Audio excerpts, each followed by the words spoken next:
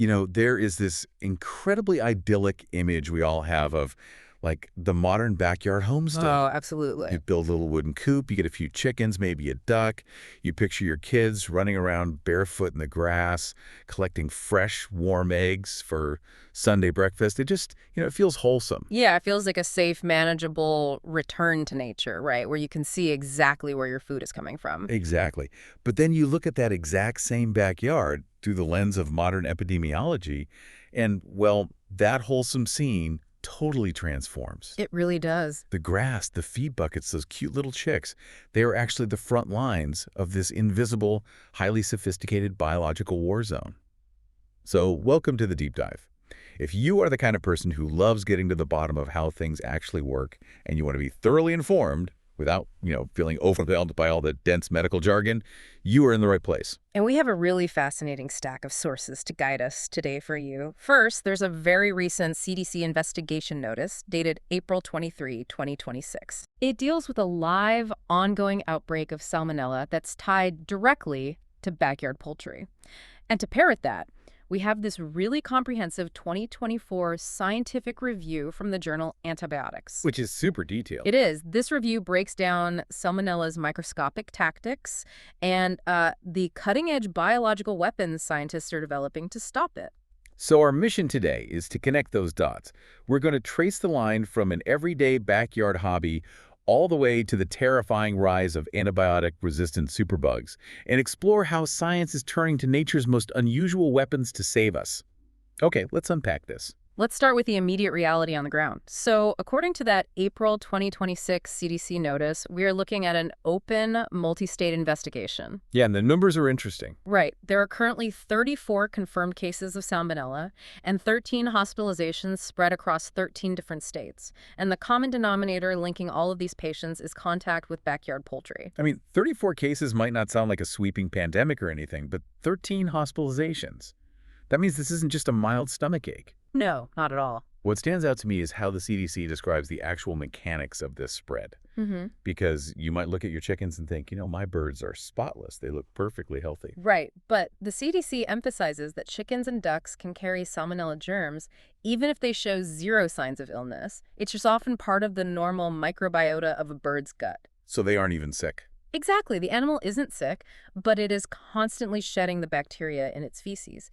And from there, the germs spread to literally everything in their environment. It gets into the soil they scratch in, the shoes you wear into the coop, the feed containers, and of course, the exterior of the eggs. Wow.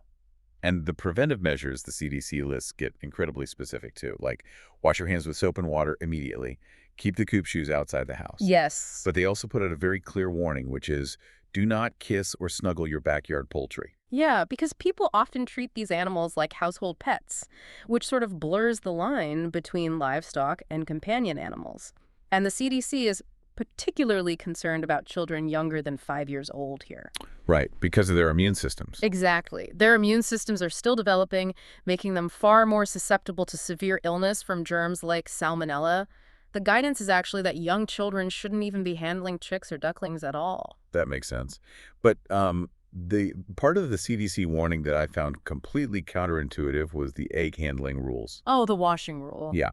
They say to collect eggs often so they don't sit and get dirty, and to throw away any cracked eggs because germs on the shell can easily enter through the crack. That part makes perfect sense. Right. But then they say if an egg is dirty, rub the dirt off with fine sandpaper or a brush, but never wash your eggs with cold water. Yeah, we are so conditioned to wash dirty things in water that it just feels wrong to avoid it.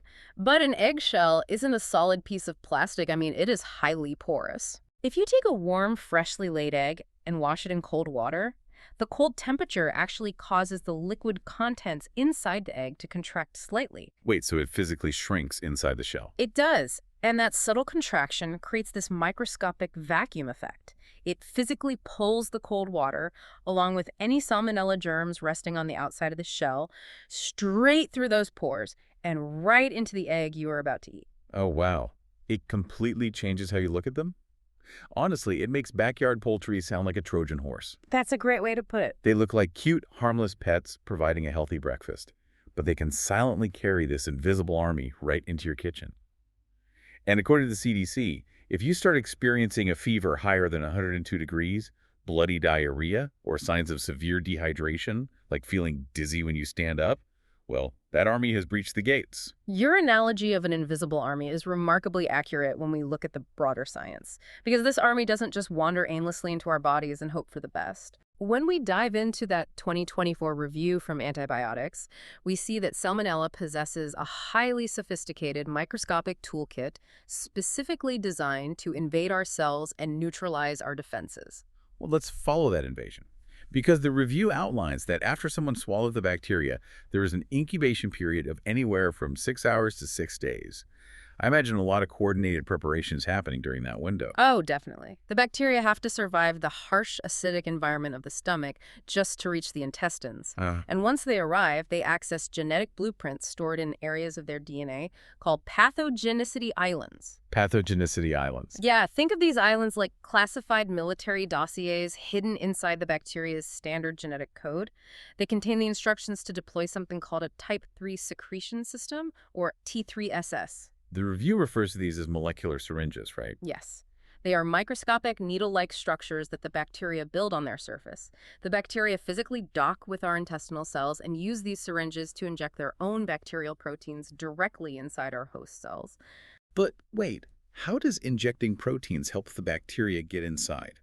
I always pictured germs just sort of burrowing through the cell wall. It's much more deceptive than that.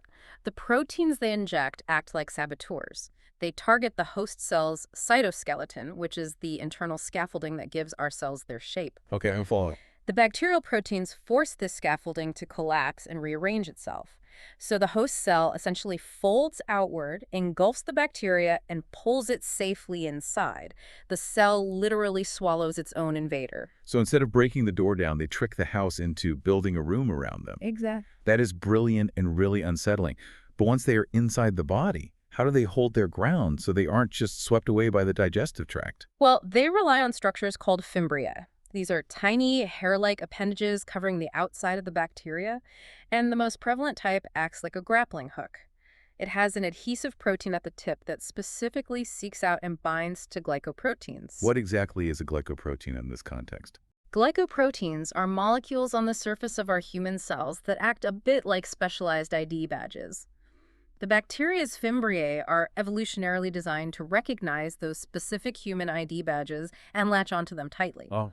And once they establish that firm foothold, they begin to form biofilms. Now, I know biofilms are essentially slime, like what builds up in pipes, but how does that help bacteria survive? The bacteria secrete a polymeric matrix. To put it simply, they weave a dense, protective web out of cellulose and specialized proteins. It's essentially pouring microscopic reinforced concrete over themselves. That sounds intense. It is. Inside this biofilm fortress, the bacteria are shielded from environmental stressors. This is why Salmonella can survive for so long, not just inside us, but on dry eggshells, in sink drains, and even inside the dust bags of vacuum cleaners. It is a highly adaptive safe house. But our bodies don't just passively let them build concrete bunkers, right? The review mentions our immune system fights back by sending in phagocytic cells. And those cells attack bacteria by blasting them with highly reactive oxygen radicals. Yeah, phagocytic cells are specialized white blood cells that act like roaming incinerators. They generate these toxic reactive oxygen species to essentially burn the invading bacteria alive at a molecular level. It is our body's primary method of chemical warfare. So our cells are firing off these oxygen radicals, almost like chemical flares. And the review notes the bacteria respond by deploying an enzyme called superoxide dismutase, or SOD. Right. Is SOD acting like a physical shield against the flares, or does it actually disarm them? It actively disarms them. The SOD enzymes catch those toxic superoxide radicals in midair, so to speak, and catalyze a chemical reaction. They actually convert the toxic radicals into molecular oxygen and hydrogen peroxide. Wait, really? Yeah, and then the bacteria use other enzymes to break that hydrogen peroxide down into harmless water. They completely neutralize our immune system's primary weapon. I have to completely rethink how I talk about getting sick. We usually say, oh, I caught a bug, like a germ is just some clumsy burglar throwing a brick through a window. Yeah, that's the common view. But Salmonella is a highly trained heist crew. They have lockpicks and grappling hooks with the fimbriae. They have a molecular syringe to bypass the alarm system. They build a literal safe house with biofilms. And when the immune system shows up with chemical flamethrowers, the bacteria pull out a molecular fire extinguisher with that SOD enzyme. They're absolutely evolutionarily optimized for the heist. And this level of microscopic sophistication leads us directly to a much darker realization in the research. Yes. Well, if the bacteria are this adaptable at fighting our natural immune systems, how are they handling the synthetic medicines we use to fight them? Which brings us to the antimicrobial resistance crisis. The statistics in the 2024 review are pretty sobering. In the U.S. alone, Salmonella causes an estimated 1.35 million infections and 420 deaths every single year. Yes. But the actual crisis isn't just the sheer volume of infections, it's that antimicrobial resistance, or AMR, is rising by 20 to 30% every decade. And the timeline is what alarms epidemiologists. We used to treat these infections easily with basic older antibiotics like chloramphenicol or ampicillin, but the bacteria evolved. Right. Now, for severe, life-threatening cases, doctors have to rely on third-generation fluoroquinolones, like ciprofloxacin, or cephalosporins, like ceftriaxone. But we are seeing a massive surge in multidrug-resistant, or MDR, strains. And the review points out this resistance isn't isolated to some massive factory farm. It is spreading everywhere. They're finding these MDR strains in wild boars in Europe, in horses, and even in our house pets. Yep. There was a detail about dogs fed on raw food diets being 23 times more likely to shed salmonella. That brings these resistant strains right onto our living room rugs. Yeah. How are these different species all ending up with the same resistant bacteria? Because the bacteria are actively sharing the blueprints for their armor, when you have wild birds leaving droppings in a cattle pasture or rodents moving through a poultry facility, the bacteria interact. They swap virulence plasmids. You can think of plasmids as little USB flash drives of DNA. One bacterium figures out how to survive an antibiotic, saves that data to a plasmid, and passes it to another bacterium, even across species barriers. So if resistance is rising by up to 30% every 10 years, and they are constantly sharing these genetic USB drives, aren't we rapidly approaching a cliff? A point where our standard medicines just stop working entirely? What happens to us when the heist crew buys bulletproof vests? That is the exact cliff that infectious disease experts are staring over right now. If we lose the effectiveness of fluoroquinolones and cephalosporins, a routine infection from a backyard egg could become an untreatable condition. That's terrifying. It is. But, using your analogy, if the heist crew buys bulletproof vests, the police don't just buy bigger bullets, they change their entire tactic. Because of this looming cliff, scientists are actively pivoting away from the traditional antibiotic hammer. Instead, they're turning to nature's most unusual biological weapons. The review details the next-generation weapons being developed, starting with antimicrobial peptides, or AMPs. What exactly is an AMP, and how is it different from a normal antibiotic? Well, AMPs are small peptides, basically short chains of amino acids, that are naturally produced by almost all living organisms as part of their innate immune system. Traditional antibiotics often target highly specific internal metabolic pathways in the bacteria. Right.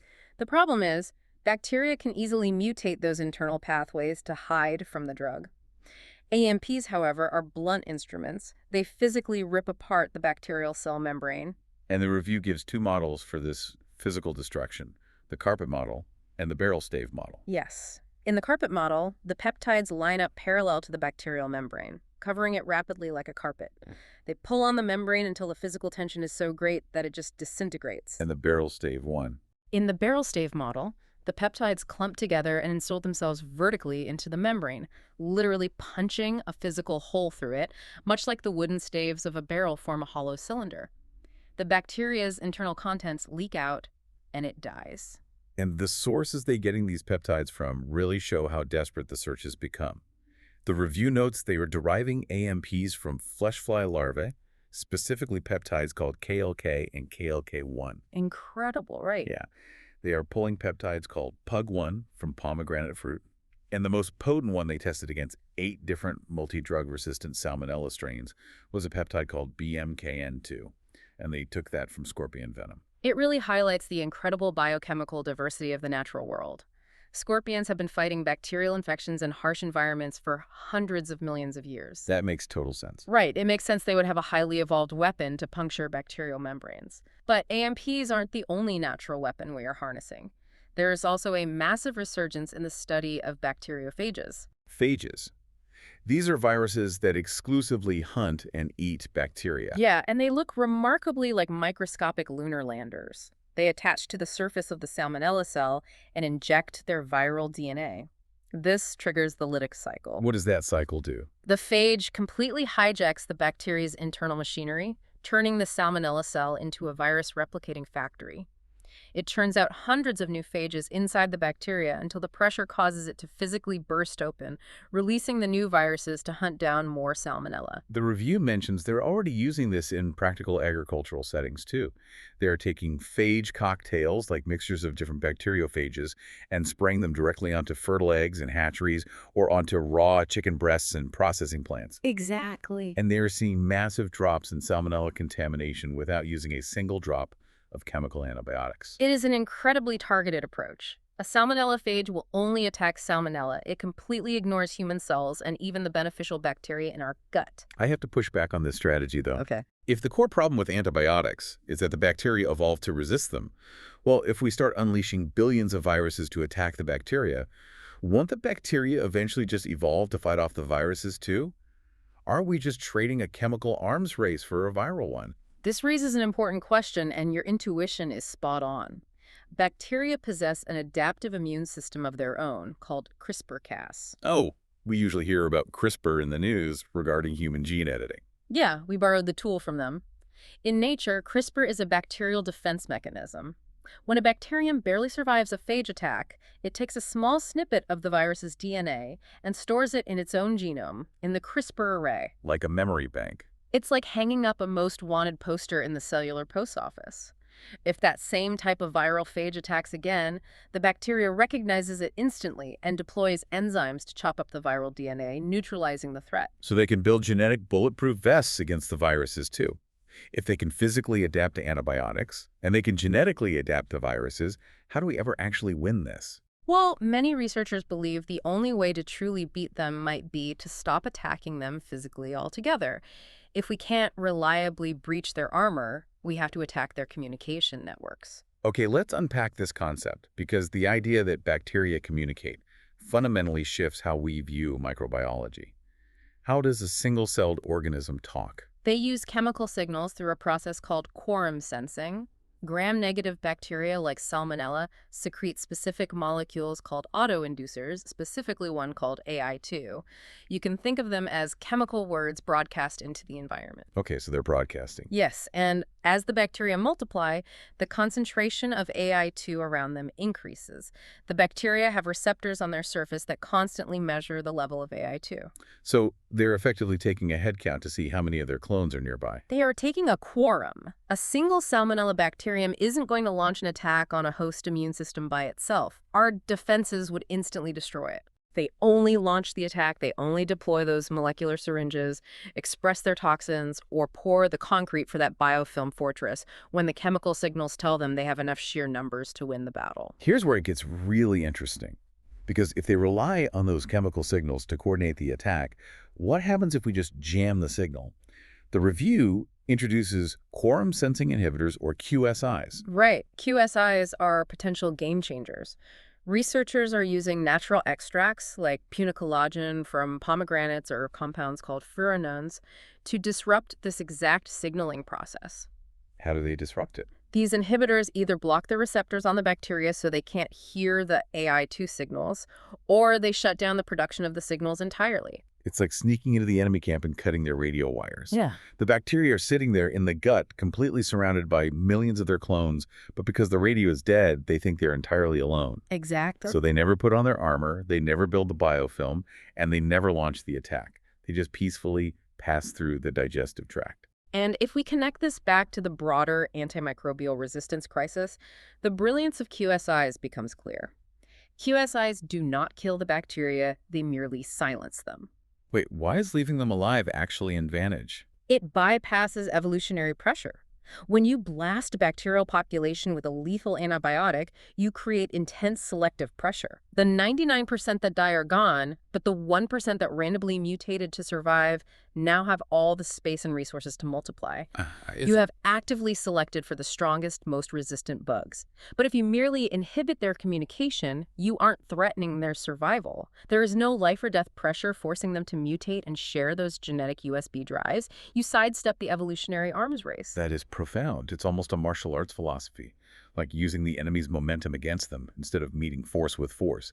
Now, the review did also touch on a few other natural alternatives, like organic acids and essential oils. It mentioned thyme and cinnamon oils, but it seemed to suggest they had some serious limitations compared to the signal jamming of QSIs. Yes, short-chain and medium-chain fatty acids can reduce the pH and disrupt bacterial cell walls, which makes them great for sanitizing agricultural feed. But if a human or animal ingests them, organic acids often dissolve and metabolize in the stomach before they ever reach the lower gut. Which is where the Salmonella is actually setting up its operation. Right. And as for the essential oils, Yeah, a lot of people are very enthusiastic about using essential oils for household health right now. essential oils exist in a highly bioactive vapor phase and certainly have strong antimicrobial properties. But they are incredibly complex mixtures of chemical compounds, and they are not without significant risks. What kind of risks? Well, the review explicitly notes that they suffer from poor solubility, they can negatively alter the taste of food, and crucially, they can be highly toxic in the wrong concentrations. There are documented cases of severe neurotoxicity, including convulsions, from the improper use of oils like cedar and sage. Wow, okay. So while they have potential as agricultural preservatives, they aren't a silver bullet for clinical human infections. So we're really looking at this trifecta of future technology to replace our failing antibiotics. We've got scorpion venom peptides ripping holes in their membranes, lunar lander viruses hijacking their cells, and chemical jammers cutting their radio wires. That's a whole new frontier. Let's bring this deep dive full circle. We started in the backyard. The CDC warning serves as a reminder for you that this microscopic arms race is happening right now, on your lawn, in your coop, and on your kitchen counter. Absolutely. The practical takeaways are vital. Wash your hands with soap, keep the coop shoes outside, supervise kids under 5, and for the love of everything, do not wash your warm eggs in cold water and create a microscopic vacuum that pulls those stealthy pathogens inside. Protect yourself against the heist crew. It is a stark reminder that our interaction with nature, even in a seemingly domesticated setting, is always an interaction with microbiology. The bacteria are constantly adapting to our habits. Which leaves me with one final, provocative thought for you to mull over. For the last century, human medicine has been entirely focused on eradication. The antibiotic hammer. Kill the germ at all costs. Right. But as we see that hammer failing, and we shift toward managing bacterial communication with quorum sensing or using phages to selectively prune populations, well, what if the future of human health isn't about eradicating pathogens at all? What if one day we learn to essentially domesticate these superbugs? Oh, that's an interesting idea. If you can permanently cut their radio wires, maybe they just become harmless, permanent residents of our microbiomes, effectively ending the evolutionary arms race forever. It would be a fascinating paradigm shift, moving from perpetual war to diplomacy at a cellular level. From the wholesome backyard coop to the microscopic battlefield, nothing is quite as simple as it seems. Keep asking questions, keep looking closer, and we will see you on the next deep dive.